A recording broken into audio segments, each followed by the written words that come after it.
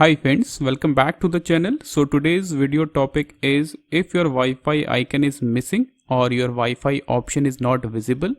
In this video, I will show you how to fix it. So without wasting your time, let's start.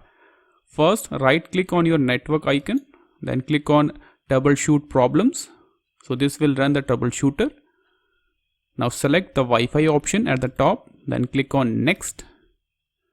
And you can see problems find. The Wi-Fi adapter is disabled. Now click on this option. Try these repairs as an administrator. Now wait for a few minutes.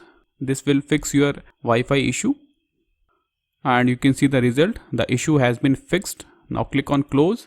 Now you can see my Wi-Fi option are visible. Now move on to a next step. If you are still getting the same issue, right click on your network icon. Then click on open network and internet settings. Now scroll down and click on this option, network reset. Now click on reset now. So this option will reset your network settings only. So click on reset now. Then click on yes.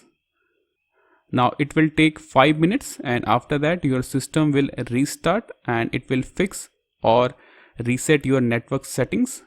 So you have to wait for 5 minutes. So these are the two methods you can apply to fix your Wi-Fi issue. This is all for the video. Thank you.